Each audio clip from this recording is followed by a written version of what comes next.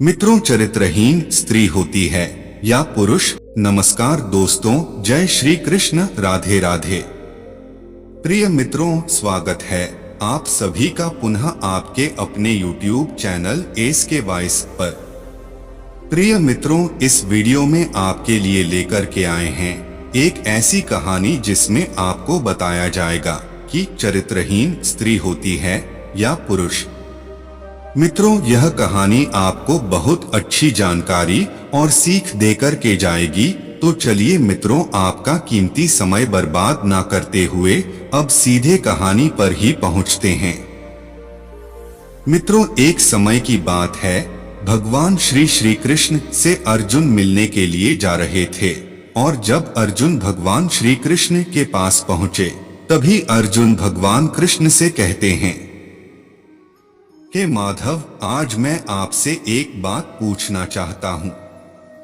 तभी भगवान श्री कृष्ण बोले, अर्जुन, तुम्हारे मन में क्या जिज्ञासा है? तुम्हारा क्या प्रश्न है? हे केशव, आज मैं जो आपसे प्रश्न पूछना चाहता हूँ वो प्रश्न इस प्रकार है कि समस्त संसार में चरित्रहीन स्त्री होती है या पुरुष?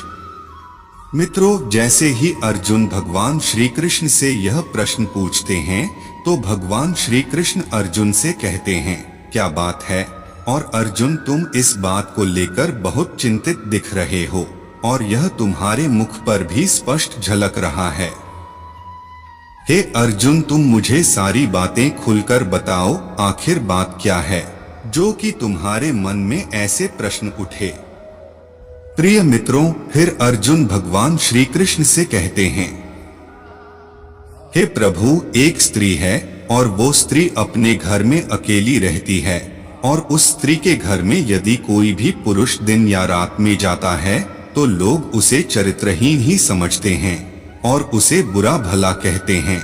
इसलिए प्रभु, आपसे यह पूछना चाहता हूँ कि आखिर इस संसार में चरित्रहीन कौन होता है, स्त्री या फिर पुरुष? तो प्रिय मित्रों, इसके बाद भगवान श्री कृष्ण अर्जुन से कहते हैं, हे पार्थ, यदि ऐसी बात है तो मैं तुम्हारे इस प्रश्न का जवाब अवश्य ही दूंगा। अर्जुन, आज मैं आपको एक कहानी सुनाता हूँ और इस कहानी के माध्यम से आपको अपने प्रश्न का उत्तर अवश्य ही प्राप्त होगा। और फिर इस कहानी के माध्यम से भगवान श्री कृष्ण अर्जुन को यह बताते हैं कि आखिर संसार में चरित्रहीन कौन होता है। भगवान कृष्ण कहते हैं, हे अर्जुन, एक समय की बात है, एक वन में एक साधु रहा करते थे। वे साधु बहुत ही ज्ञानी विद्वान थे।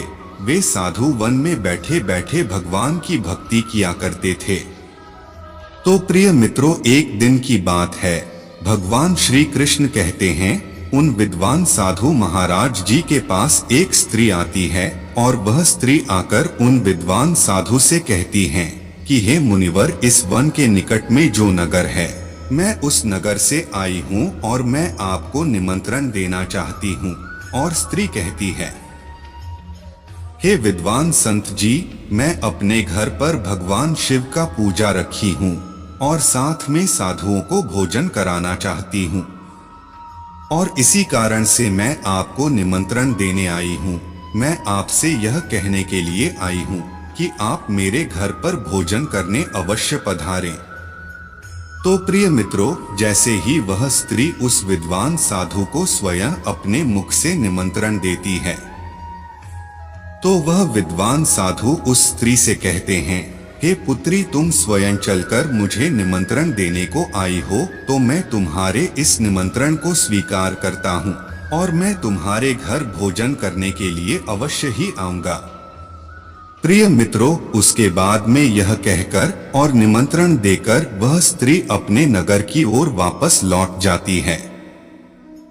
और उसके बाद में जैसे ही संध्या काल का समय होता है और वह विद्वान साधु उस स्त्री के दिए हुए निमंत्रण के अनुसार जैसे ही वह विद्वान साधु उस स्त्री के घर की ओर चलने लगते हैं तो रास्ते में उन्हें कुछ लोग मिलते हैं और वो लोग उन विद्वान संत से पूछने लगते हैं कि हे महाराज, आज आप कहाँ जा रहे हो? तो विद्वान संत ने उस स्त्री का नाम बताता है कि हम उसके यहाँ निमंत्रण खाने के लिए जा रहे हैं। प्रिय मित्रों, जैसे ही वह विद्वान साधु उस स्त्री का नाम लेते हैं और कहते हैं कि मैं उस स्त्री के घर भोजन करने के लिए जा रहा हूँ, उन्होंने मुझे अपने घर भोजन पर बुलाया है। तो प्रिय मित्रों, वो लोग उस साधु से कहते हैं कि हे महाराज जी, स्त्री तो चरित्रहीन है और उस स्त्री के घर जो भी जाता है वह तो चरित्रहीन कहलाता है। प्रिय मित्रों, इसके बाद वह साधु महाराज उन लोगों की बात पर ध्यान नहीं देते हैं और अपने मार्ग पर आगे चलने लगते हैं। और जैसे ही वे कुछ कदम और आगे बढ़ते हैं तो उन्हें और भी कई लोग मिलते हैं।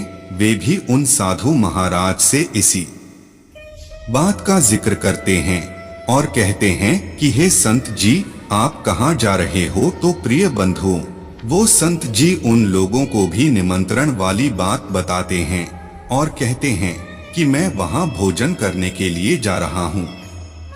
मित्रों, वो लोग साधु महाराज जी से कहते हैं, नहीं महाराज जी, आप उस स्त्री के घर मत जाइए, क्योंकि वह स्त्री एक बदचलन स्त्री है, एक चरित्रहीन स्त्री है, इसलिए हे प्रभु आप उसके घर मत जाइएगा। परंतु वह संत जी किसी की भी बात नहीं सुनते हैं और अपने द्वारा दिए हुए वचन को याद करके आगे चलने लगते हैं और चलते चलते उस स्त्री के घर पहुंच जाते हैं।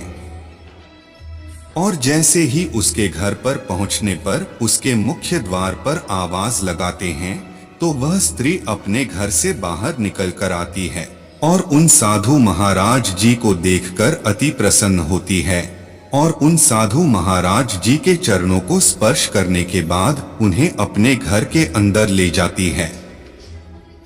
और जैसे ही वह साधु अंदर आते हैं तो वह स्त्री उनके लिए एक सुंदर आसन लगा देती है और उस आसन पर विराजमान करवाती है। इसके बाद वह स्त्री सुंदर पकवानों की थाली लगाती है और आसन के ठीक सामने रख देती है और फिर उन विद्वान संत से भोजन करने का आग्रह करती है और कहती है, हे मुनिवर, आप इस भोजन को ग्रहण कीजिए। प्रिय मित्रों, जैसे ही वह विद्वान साधु उस स्त्री के द्वारा बनाए गए भोजन को ग्रहण करने के लिए उस आसन पर बैठते हैं और उस थाली में से एक निवाला तोड़कर अपने मुख में डालने वाले ही होते हैं।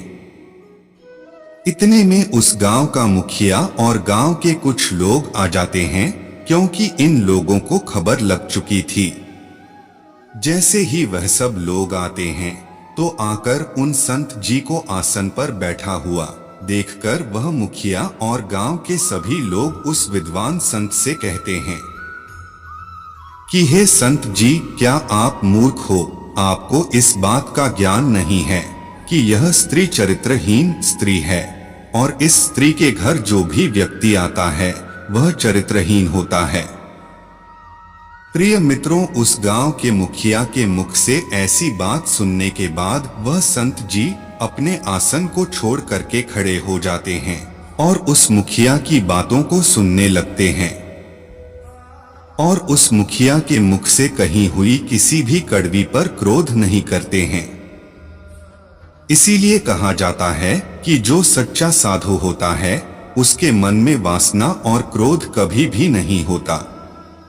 प्रिय मित्रों, जैसे ही वह मुखिया अपनी कड़वी बातों को जोर जोर से बोलने लगता है और उस स्त्री के बारे में उल्टी सीधी बातें करने लगता है तो वह विद्वान साधु उस मुखिया का एक हाथ अपने हाथ से पकड़कर अपनी कांख में दबा लेते हैं और फिर उस मुखिया से कहता है, हे मुखिया जी, अब आप एक काम कीजिए। मैंने आपके एक हाथ को अपने हाथ से पकड़कर अपनी कांख में दबाए रखा है, लेकिन मुखिया जी अब आप अपने एक हाथ से ताली बजाइए।